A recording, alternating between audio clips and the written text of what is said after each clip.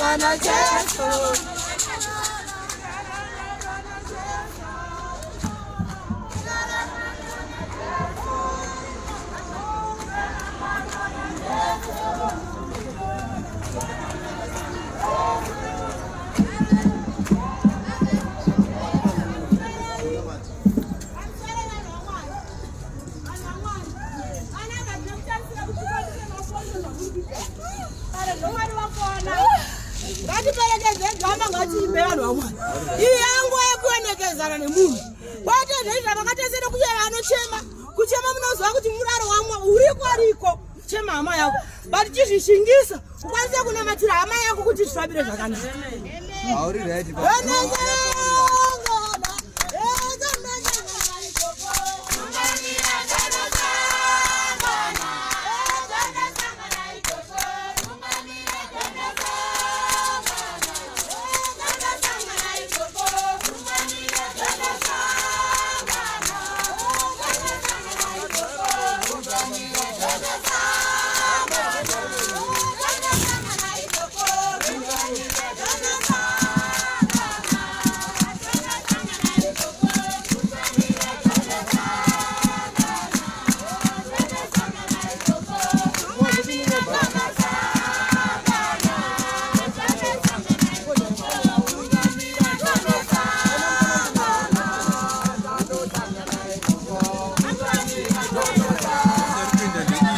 Avanza. Vai Avanza? Yeah. Oh, yeah. Rugo zichapane nezo. Sakawanda sei. Chesa mtsira wa. Mtsela. Eh. Kune grocery room. No problem, don't worry. Sokwana. All right. Chinzi kaika. Antipi namo ka chitsake vachataura kavachapa maspeech amunongopika. All right, okay. Yes. Maybe 5 or 6 munongobvunza wada kutaurawo so that zvitoro vagraft. Yes, nzvimbo inei inonzi muri right here. Inonzi Ellis Park muJohannesburg. Inonzi Ellis Park. Just a reminder, the person munhu atiri kuendesa the deceased, zita rake anonzi Mike. Mukoma Mike vakashaika musi weSaturday. Zvanambotaura palive yandaita earlier kuti it's very difficult. Mukoma Mike vakashaika, vakacommita suicide. Vakatozoonekwa yaSaturday makuseni kuti munhu ashaika. It's always difficult kwatiri varume takasangana nema problems. kuti tinotaura vanhu vakadzi makaita problem, you are able to talk to your friends, you can talk to your sister, you can talk to vanhu vekuchechi. But dambudziko riripo kazhinji kwatiri varume hatitaure. We also go through zvamunosangana nazvo. Pamunozoona munhu wechirume oita decision yekuita suicide, maybe akashaya rubatsiro or didn't know. So I'm just appealing to all men kuti whatever you are going through in life, asibatsire kuti unoda kuzvishingisa une maproblems awinawo. Taura nevamwe. Varume zveshuwa wakasangana nedambudziko, unongonyarara, unongozvishingisa, but uchisangana nematambudziko akasiyana siyana. These guys, they are very sad nezvakaitika nehama yavo. Nini ndiri pakubatsira meZimbabwean. And the Moreboys, the mask is upside down. Thank you, let me correct it. Oh, okay.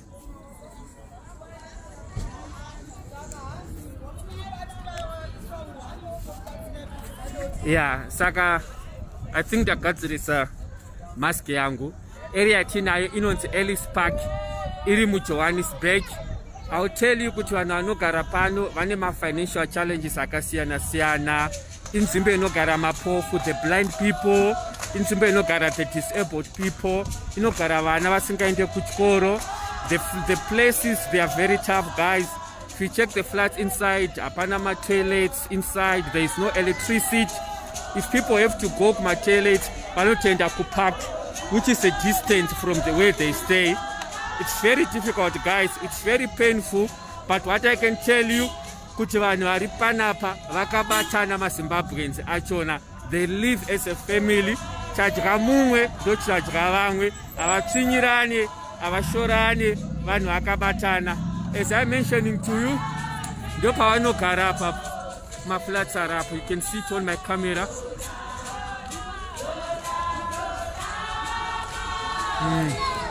Inzvimbo yekuti vamwe vanhu vanoishora, vanotaura zvakasiyana siyana nezvayo.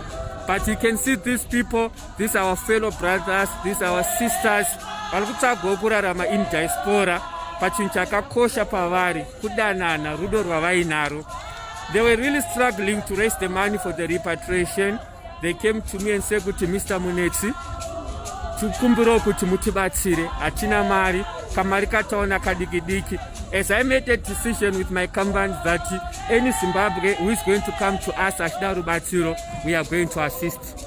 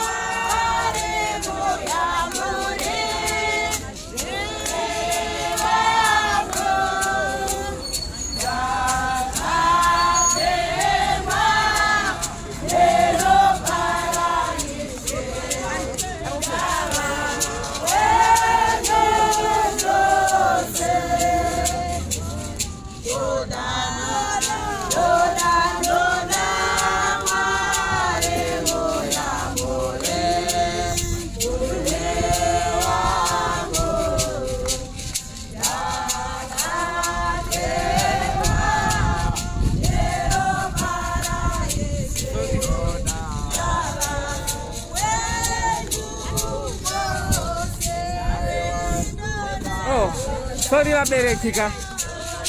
Okay, sorry vaberekika. I know kuti muda kuimbira munhu wenyu handitika.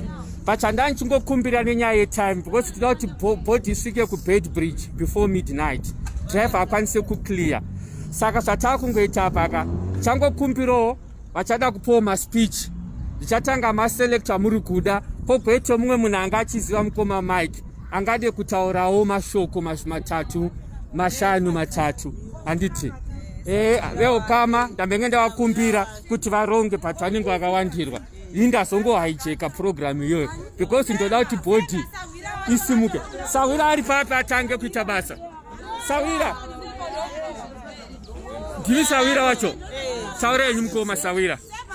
Apa msoro kubva pandakatanga kusangana nemukomana yachitizvana munhu anga asina pressure nemunhu stereti but nzira yaasaridzira kuenda nayo hei inorwadza but nongoti ngaaende nerugare handiti ndatenda. All right. ngatikontinye tomboimba mumwe achigadzirira kuya vamwe tu vachigadzirira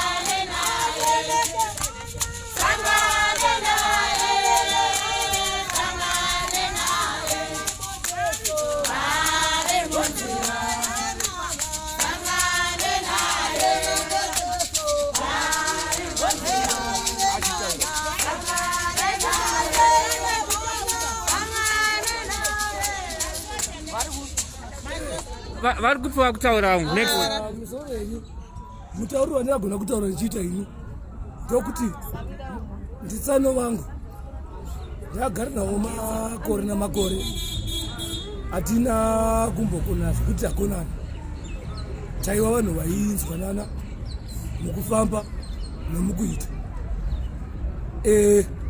nganditaure ndichiti handina chitema nemukwasha wangu tiri vanhu vokuti zvakaitika zvakaitika vanhu asi deuteronomio inotaura ichiti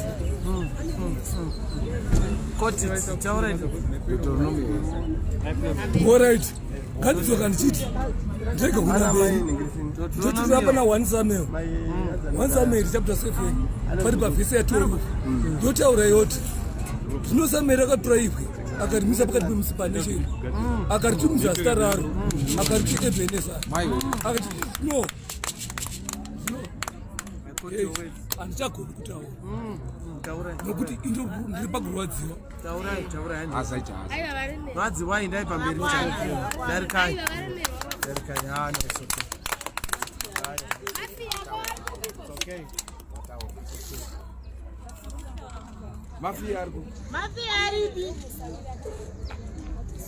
Mafia. anonzi mafia achina ari azopa speech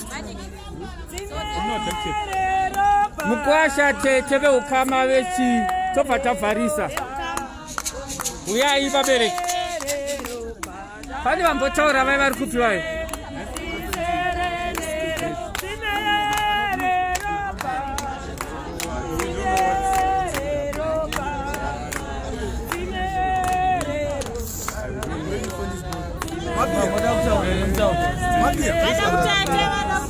ndiyapanda kutaura chete ndimula kutaure mula kutaura mudara ye mutaure vabereki Chakakosha mapfupa nyama ina basa vabereki ya chakakosha mapfupa mabhonzo ndo zvakakosha nyama ina basa flesh ndatendangu mukoma ndimafia here mafia taurai ndinotenda zangu taigara teso Pretoria zvakanaka taishamwaridzana zvakanaka nemukoma wedu Semba takagarisana for almost 5 years haafambe zvakanaka ndatenda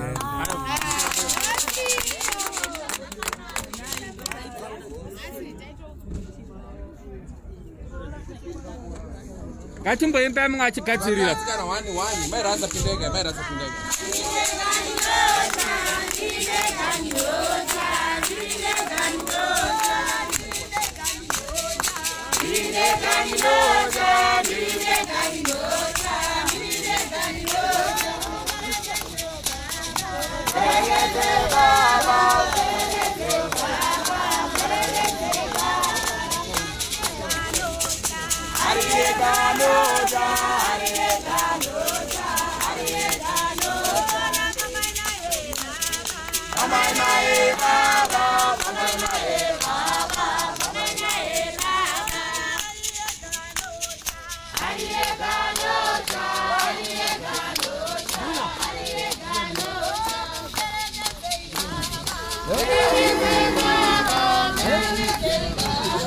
Hey!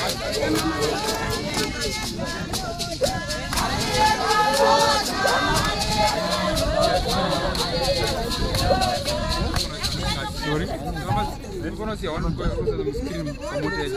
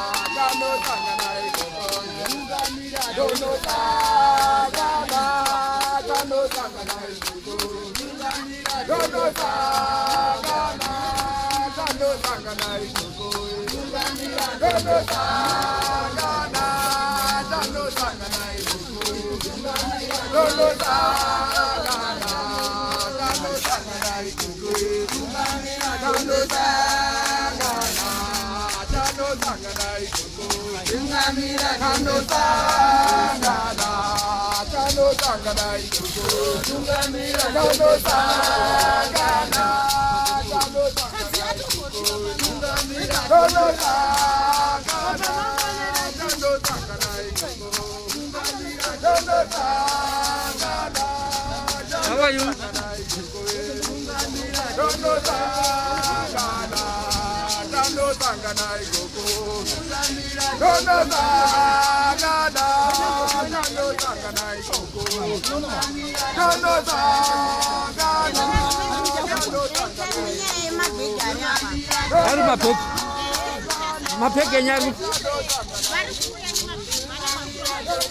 Oh, all right.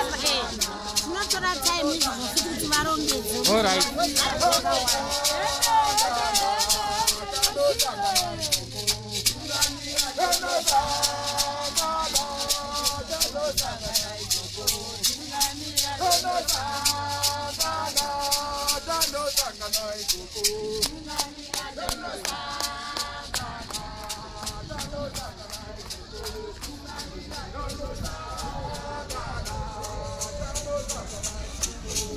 You know, the difficult part, guys, the difficult part is on the comment section. Vanuka, munofana ku understand kuti upenyu hwakaoma. I'm just being honest with you. The comment section inorwadza nezvimwe zvamuri kunyora. Nenyaya yekuti amu understand the situation yekuti vamwe vanhu vari kurarama sei. Anditi zvinhu zvakaoma kuno kuSouth Africa. Maona ma coverage atiri kuita it has to be a challenging kune vamwe vanhu vari vanokwanisa kubatsira. Muri kuona ma conditions evanhu vari panapa. Anditi kuti zvakatongooma. Anditi saka vanhu vanogara sefamily ari maZimbabweans vanodanana pachavo vane rudo pakaitika nhamo vanochema pamwe chete vanobatsirana pamwe chete. It is a reflection of the situation izvi kuitika munyika. Anditi ndosandida kuzama kuti mutsanangure It's unfortunate kuti vamwe venyu muri kuseka muri kutaura zvakasiyana siyana because hamunzwisise situation. Inini I'm a man of the people. Pese paitika problem ndinoenda paground ndotaura nevanhu. Pakatanga nyaya yeCovid paye vanhu vakanga vasina chikafu. We have to assist vamwe takadonata chikafu kambani yangu takauya takabatsira. There are many people vanogara pakadai handiti hazvinzwaro vabereki tiri pakubatsirana pakuchema. Situation imi kana muchigara upenyu hwekuti munokwanisa kuafodha kutenga mamaski munayo mari vamwe vanhu havatombokwanisi kana kuti maski inowanika kupi. Muri kuzviona havana kana mari vamwe havashande and you know the situation iri kuZimbabwe maona. Machandoda ngokuudza ndechekuti irregardless yekuti vane mari varombo but vakwanisa kubatsirana kuti hama yavo iende kuZimbabwe. Ndio South Africa yatiri kugarai ine machallenges akasiyana siyana. Musaseke, musashore, musaita sei. Iwe kana uchikwanisa kuona pekugara pakanaka inyaya yekuti wakanzirwa denga naMwari. Kana vari kutambudzika vamwe vachona zvandakuudzai kuti maflats avanogara haana matoilets, maflats avanogara haana mvura. Mapanzwisisa kwavanoenda kumatoilets vanotofamba usiku, vanotongoenda usiku chete, vanotobuda mubuilding 6 o'clock kwavanoenda kupaki kwachona kunobva kwavharwa.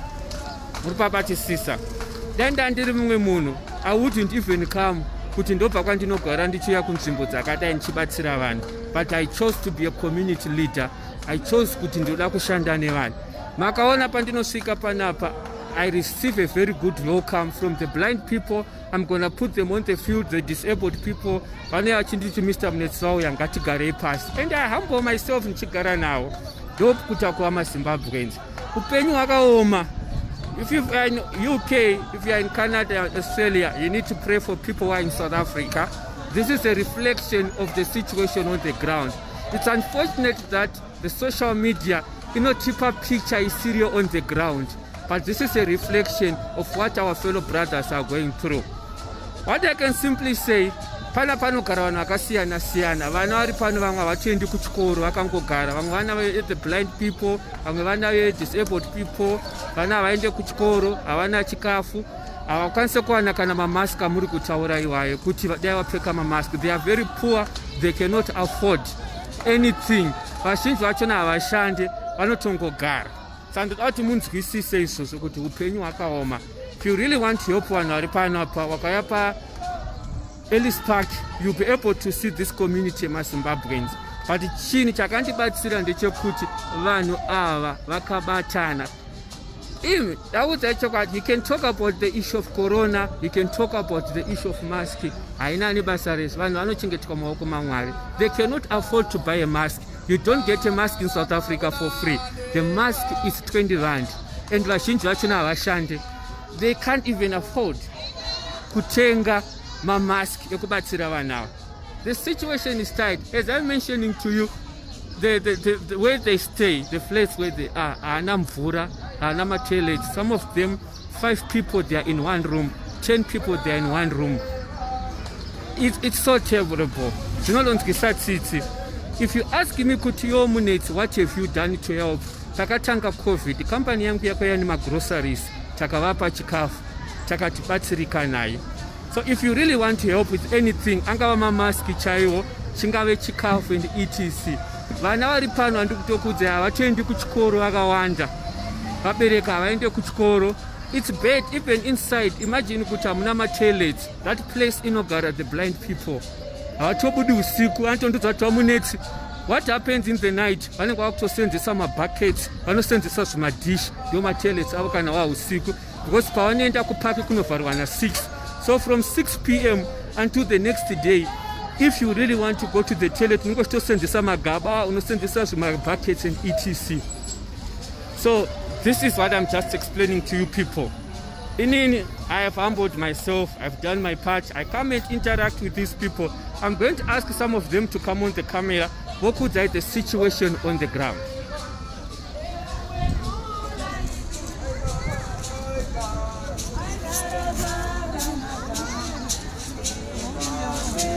Right, Wabereki. Mnenge maneta nukwa speech here. You want to say something? Huh? Ada kuona coffin. I know, but the health regulations, they don't allow me to open it in front. What I can do, I can arrange kuti muye kupala body sati yaenda, but I cannot open it in public. It's not allowed by the law. But I can make that arrangement. I can make an arrangement kuti muone. Oh, I don't want a box. All right, if can I don't want a box of Urire, but I'm not going to open it.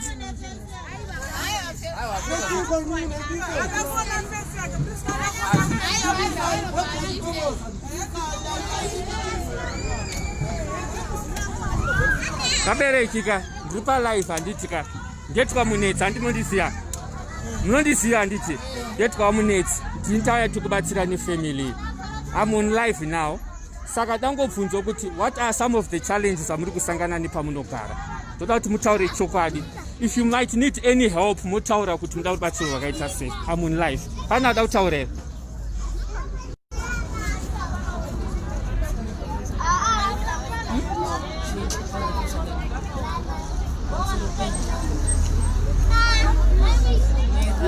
Makarira muri kuita.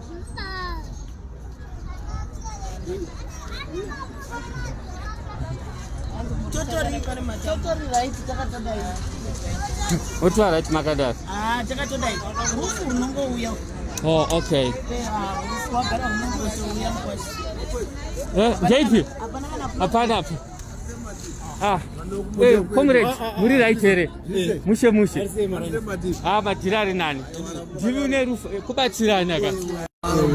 Yeah, otherwise muri say. Anditika.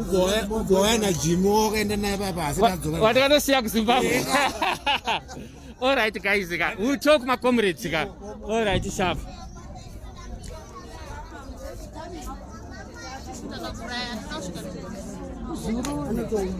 Saka wabereki tada kupedza program yedu anditi. What is the next program? Vanoda kuenda kupi? Vanoda kuenda kupi? Akumanaga. Guti rawandisere akawandera kumana. Vanhu varipo vada kuenda panzvimbo hembe papo kutedzira yeah, but guys, the thing is that permit yandinopiwa, I'm not allowed to carry goods rakawanda. Zvakawandisa izvi. Hey, uko kongorina majira chete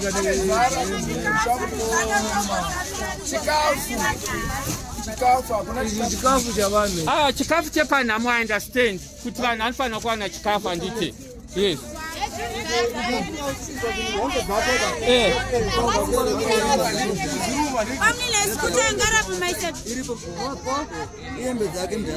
Okay, tiri kupi hembe dzachona.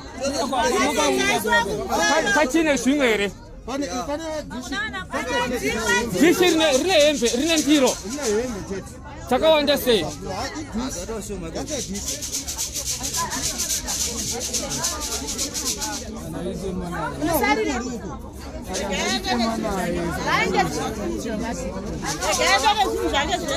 All right. Saka tapedza nditika. Zvapera nditakwenda ka.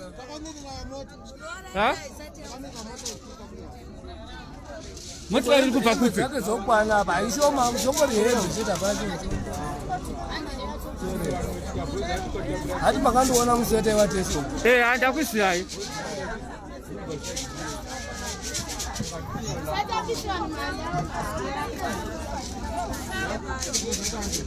Saka vangada kutaura vapera nditi. Tada kudzima kamera ka. Vangada kutaura mapedza nditi. I think vanhu vapedza. Vapedza. Asi chaingoshuvira chekuti vanhu vangofamba zvakanaka, kusvika zvakanaka, then vanhu vagona kuenda mberi. Anditika. Ndocharaishuvira chete. Right. Pangu ndapedza inini.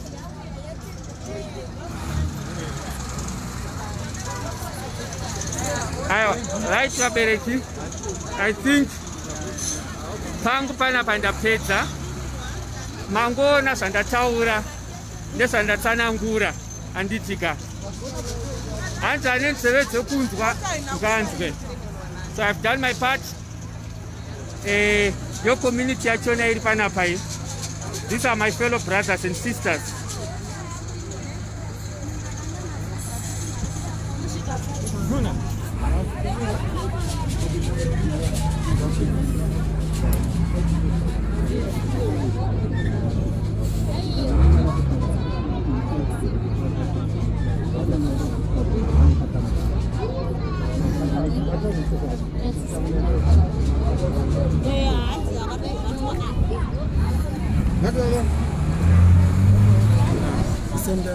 Ndebve tiri sei?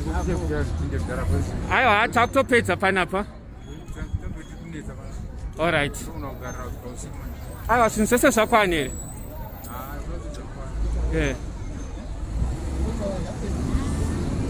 Mukoma? Zita rangu Mumetwa Munetsi, hanti mundiziya? Right. I think tada kutipedza program. Basa rese tapedza. I think you are one of the vanhu vanogara pano panonzi pachipanapa? Ellis Park. All right. Do you have something to say mamiriro ane magariro akaita vanhu? Because pakatanga COVID ndakamboyo ndakazama kubatsira mapofu vakanga varipo vakandifonero ndakaonzerawo something. But toda kuti what are my real challenges ari panapa? Panapa like sometimes kati make takagara nayo nguva refu. Lockdown yese kusvika morufaro mugare hatina mbona problem svikana nhasi tose tiri kudorwadziwa panguva dzino kuti munhu anga asingatsamurani navanhu even vana chaivo vatidaidzira meke hatichinasoziva kuti mwari vatirasira gamba redu. Alright, mapedza. Okay. Nduna zvitaura ndokupedzisira shamwari. Mumwe anoshanda achibatsira vamunetsi kana pakati vanobatsira nevamwe kana pakati kaRUFU ndinova director economic Munetsi. Aiwa vari kutibatsira zvakanyanyisa isusu semadzimabwenzi tikashayikirwa hatisi kunyanya kutambura chiterekiyo vanenge vari vachitibatsira zvatendamo. Nduna, there are some questions andida kukubvunza. Pari padhuze nepanapa. Yeah. Ini ndangotaura chokwadi vanhu vanogara pano pacomplex vanhu vakamira sei? Panapa takasangana mablind people madisabled varipo nevamwe vakangogara vasingaende kumabasa vanoshanda takasangana tese but chakanyanyanya inyaya yemabasa vazhinji vari panapa vana mabasa vashande. Just tell me vanhu community yakagara panapa yakasangana vati kune madisabled people. Yes. Nechi blind people takasangana mablind madeaf nemawheelchair. Yeah. Yes. Mudzimba munogara vanhu vakasiyana siyana vakadaro. Last time pandakauya makange muine challenge pamukandikumbira kuti tibatsire nyaya yemvura yematoilet. Zvakazogadzirisika here? Hazvina kugadzirwa. Muchiri vanhu vanochaseka panyaya yematoilet. So far tine machallenges ematoilet iwayo nemvura dzekuti mvura tana. Mvura yamo mukati? Matoilet tine challenge ematoilet. So last time aindiudza kuti munoenda kupark? Yes. And kupark kunovharwa nenguva? Park vanovhara na7 o'clock. Vakuvhara na7? Yes. So from 7 kusvika the next munenge makutomirira the next day again? Yeah. All right. And then in terms yevana, because pane pamaindiudza muchiti vana vaende kuchikoro, vakwanisa kuenda kuchikoro vana vadiki vese vari panapa? Some of them depending nevabereki vavo kuti vari kuwanawo sei. Kana vamwe vanowana vari kuvaendesa kuchikoro, vamwe vasikashande vana vakangogara vasikuenda kumabasa vasikuenda kuchikoro. Then panyaya yevanhu vazhinji vanoita nezvepanapa ndikuona pakazara vakomana, pakazara vechisikana, vazhinji vanorarama sei manje? Vamwe vanoraramawo nekutengesa, vanotengesa kumarobots, zvidhori, chichi. Vamwewo ndovanoita zvekupema, vanorarama nekupema chaiko. Vamwe vakagara havana chavanoita. Ini nangu ndinombozama nepandinogona ndichiwana munozviziva. I try my best. Pachandoda ngoziva kuti kuri kunzi kuna vanhu vada kubatsira sezvo muri one of the community leaders. Machallenges mahombe chavari panapa ndei? Machallenges atinawo akanyanya ndemabasa kunyanya. Mabasa ndo akanyanya kuti tiwane chikafu, mari dzekuti tigone kusapota mhuri iri kumusha, everything. zvakadaro. Saka pamunotadza kuenda kumabasa, vasingaende kumabasa vanorarama nei manje? Vari panapa vanotobatsirwawo nevamwe zvekuti aendewo kubasa, anouya achibatsirawo mumwe anenge asina kuenda kubasa, chikafu akabikawo chikafu mupakurira muchingodaro daro. Okay, anyway guys, ndapedza. Ndimukoma nduna wandandina vava, ndimudzimai wavo. Ndakaendesa hama yenyu yanga yashaika inzaniyo, takaendesa letwin. Ava vadzimai vachona. I'm actually part of the family. Tinobatsirana pakaita dambudziko. Vanondifonera timi voti vamunetsi tokumbira muye tigare tishande tese. So anyway, pangu ndapedza.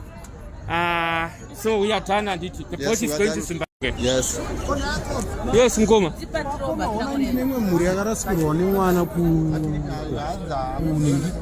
Munetsi ndine muvakidzani akafirwa nemwana 16 year old ane meningitis. Akaita meningitis. Vaitwa operation kwakufa the following day. Saka vanhu ava varombo ndevekumozambique vanogara kuzimbabwe. Ivo vakusagesta kuti takawana zvedu pala iri nani tovigira muno. Saka naidawo pakukonfemerawo kana mapuraizi acho ari nani ndaizongosvikawo meseji kuti atizoti mangwana andisaida papo because vanhu vari kuratidza disparity. Okay, right. Okay, I'm willing to assist. But zvaoneta ndezvokuti piwai namba yangu nanduna anditika, then wondifonera, then I will definitely assist. Bhoti ichiri kupala ichiri kuchii ipapa vakanga vambotsvagawo maorganization, saka yakavataura kuti vachinje bhodi kubva kuHelen Joseph Hospital vatsvage pala. Ndisingazive zvinhu zvaurongwawo nezuro, iri kupi bhodi izvozvo? So far inini handizive, but chandakangonzwawo chekupedzisira nezuro manheru ndechekunzi bhodi hanzi nevamwe madhona vatsvagawo chiita kuti ibve iende kupala. Saka ndisingazive kuti nhasi. Alright, even somoita handitika inini I'm not going to Zimbabwe, I'm around because ndimotikari dzangu ndo dziri kuenda kuZimbabwe. Yes. So what we are going to do, vapei namba dzangu vondifonera. I'm going to arrange kuti body yachona itorwe, and then if they want local burial, since you are saying kuti havana mari, I'm going to assist them with the local burial. They don't have to pay money. Yeah, so give them the number. More that mataura na Mr. Munetsi, we are going to make sure kuti tavabatsira kuti munhu wachona avigwe muno muSouth Africa. Yes. So I need to know where the body is. I'll tell my guys to go and fetch it. Then we are going to assist with the burial. Okay. Yes. Until local burial. Yeah, local burial. You can wanna come 16 years. Can 16 years. Yeah. No problem. All right. Okay. Sharp mkomaga. Masha Munetsi. Antamba bora. He's my young brother. Serious, he's my young brother. Sure. Okay, number yangu inoti 062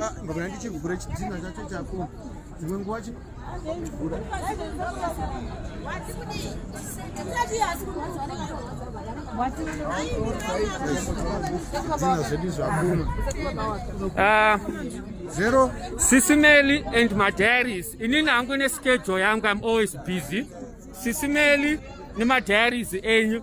Ani ndangokupewo mukana wokuti muite zvamunokwanisa kuita. Kana muda kubatsira, please contact my diaries. Na SIS MELLY team yenyu dzese muone kuti moita sei. Inini pangu ndaita part handiti. Muita zvamunokwanisa kuita, but kana mazotiwo muda kubatsirwa netransport muda kuita sei, munongondifonera, but chiitai zvamunokwanisa kuita. So ane zvauda kuita, please contact SIS MELLY, contact my diaries. Muita zvamunosingoita. All right. Guys, I need to make sure kuti tapedza basa now. And then I release this family. I thank you very much for all your time.